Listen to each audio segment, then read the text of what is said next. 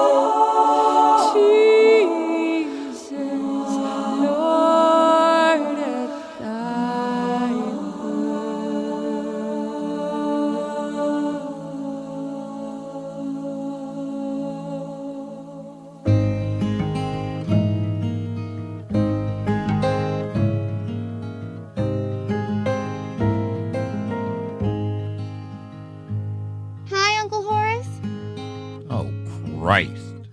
I really am not in the mood for kids.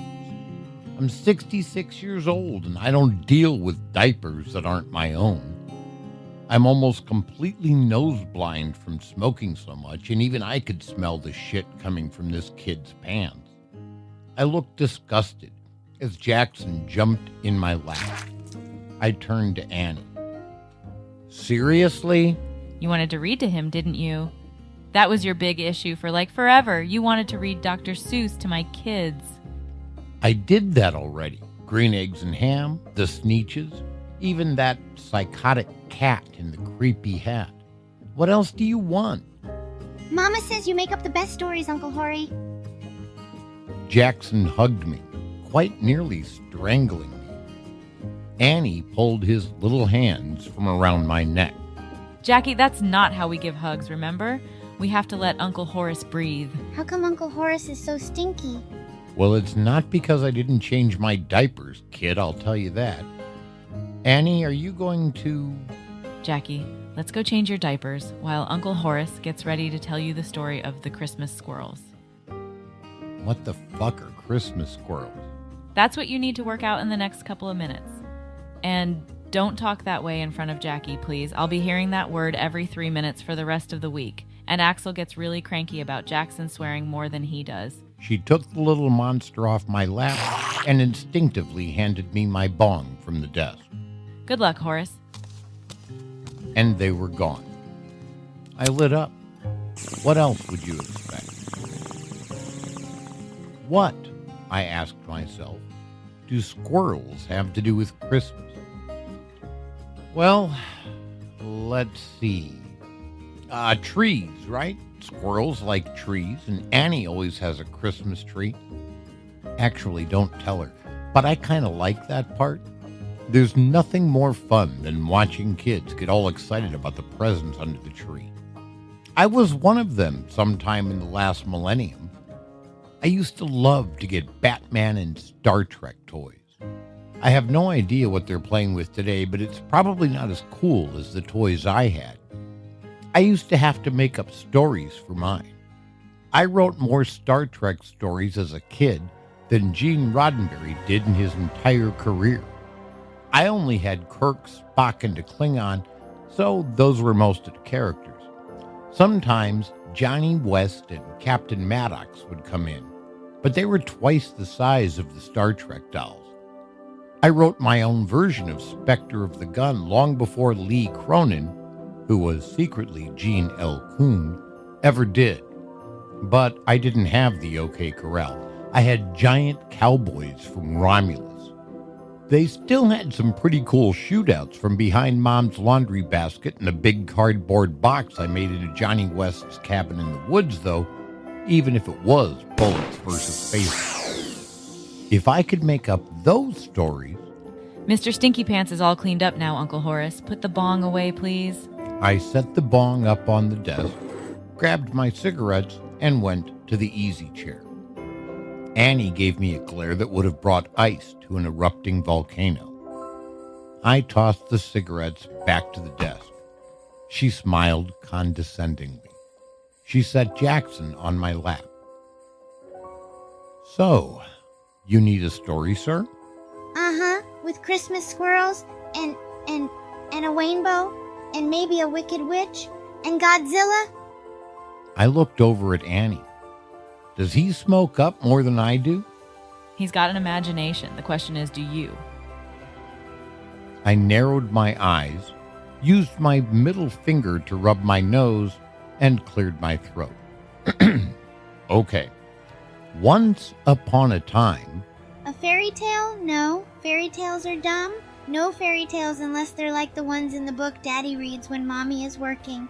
You're kind of demanding for a 3-year-old. You know that? Mommy says I'm gifted. I think that's a polite term for annoying.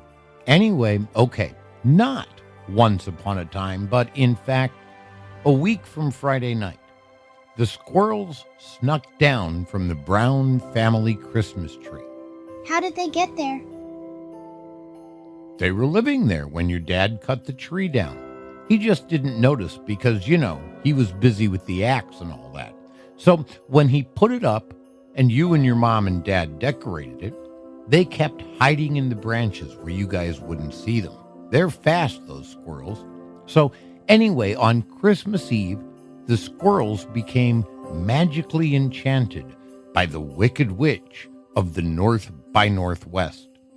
She put a spell on them to make them sentient. What's sentient? Ha! Not so gifted, are we there, little guy? Sentient means you know you exist. You have feelings about things.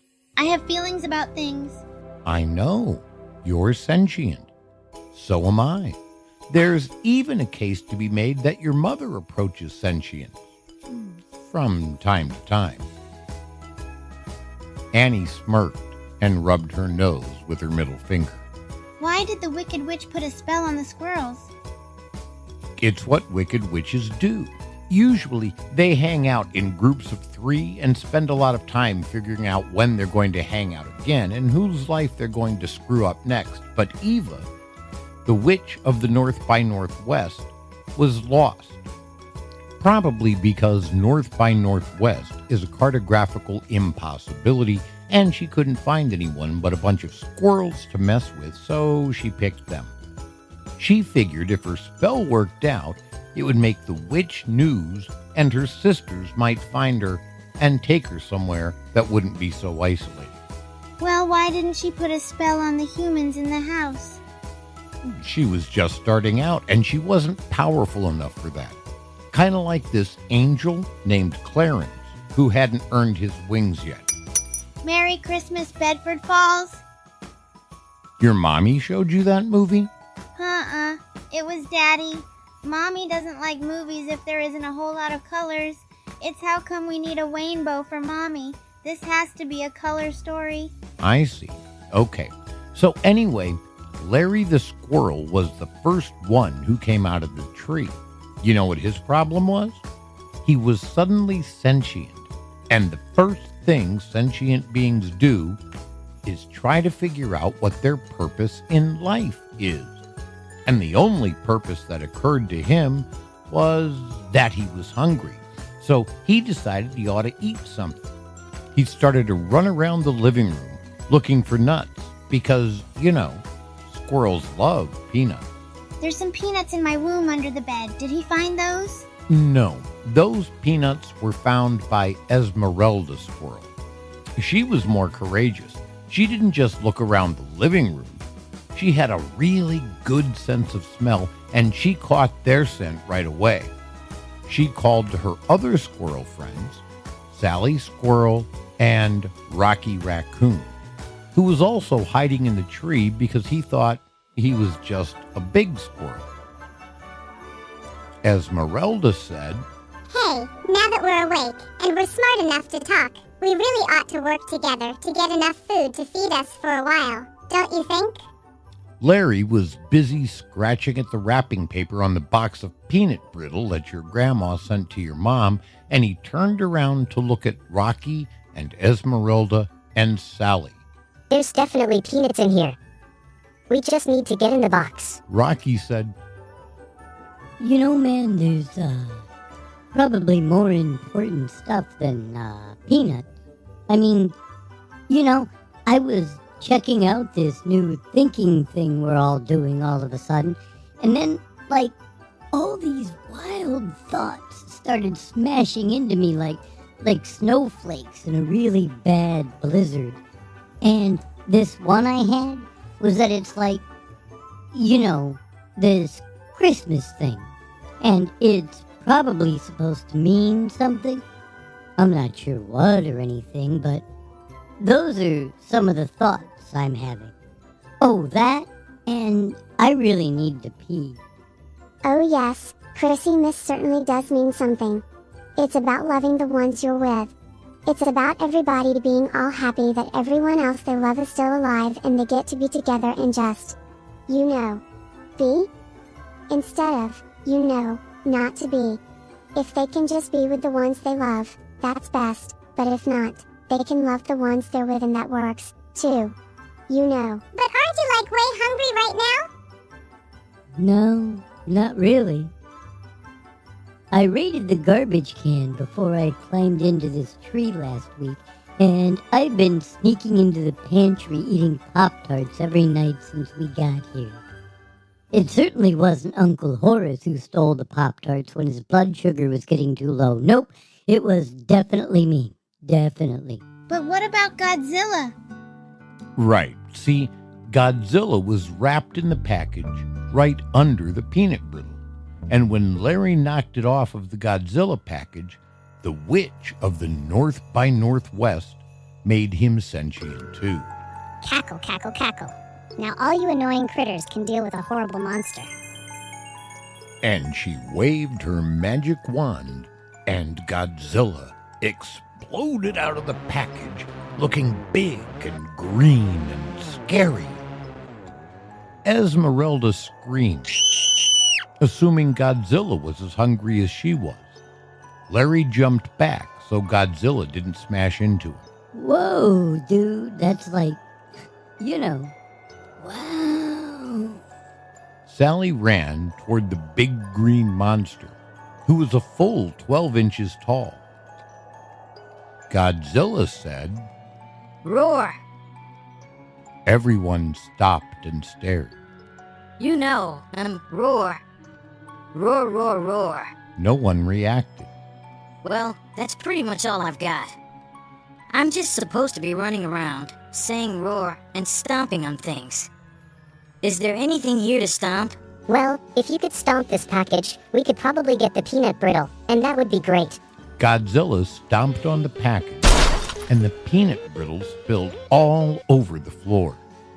Larry began eating it instantly. The clock on the mantelpiece struck midnight, and Sally squealed, Oh, it's Chrissy Mass. Yay. Now we're supposed to love everyone. What does that mean? Love?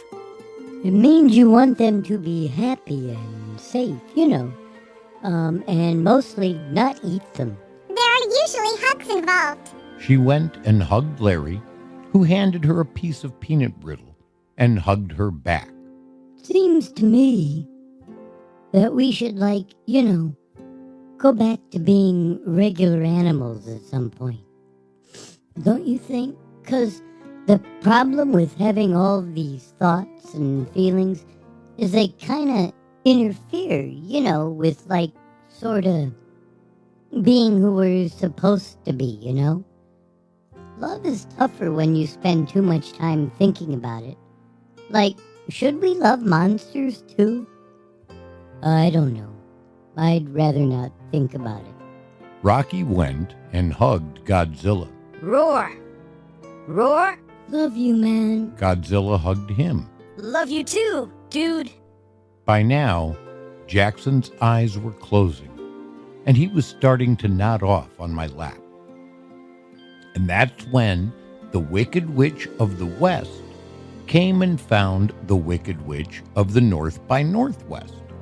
She told her she should come home with her sisters, and they hugged each other and then made a rainbow bridge materialize from the floor to the top of the tree.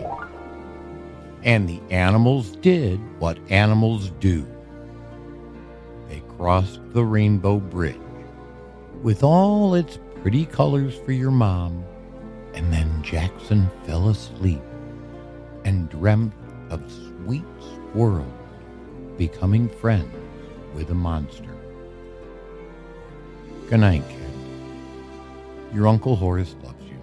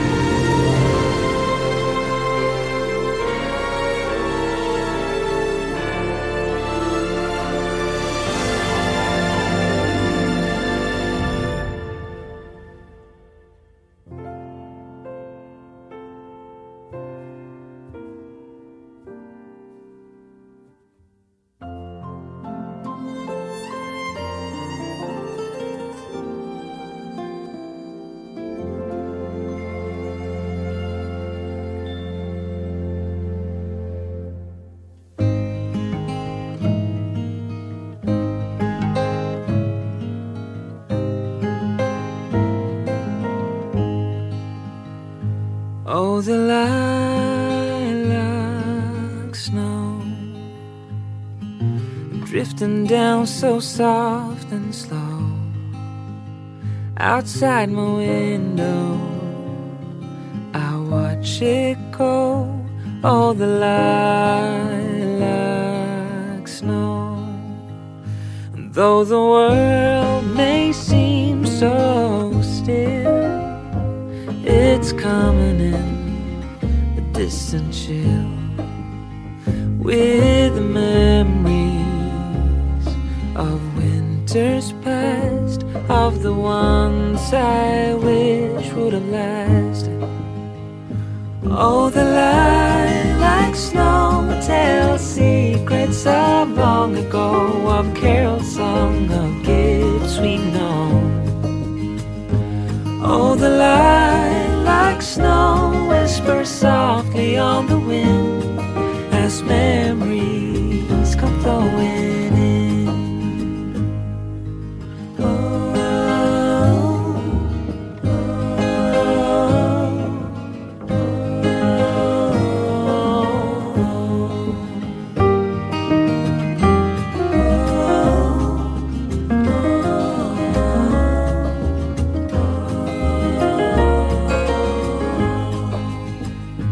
Once the candles on the tree glow, softly lighting up the lilac snow.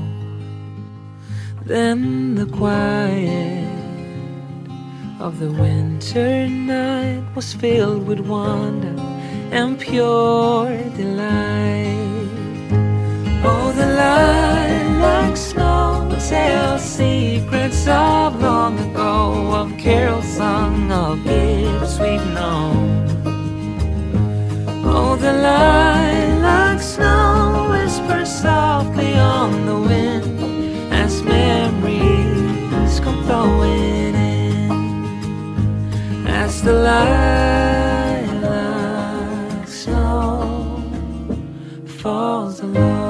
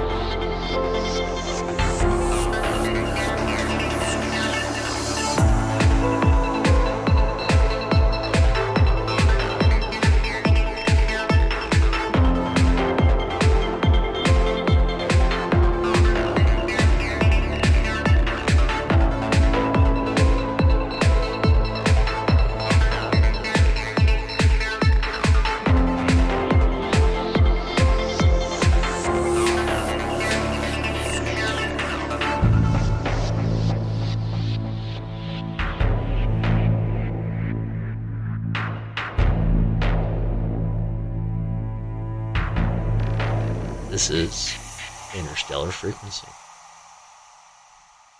End of transmission.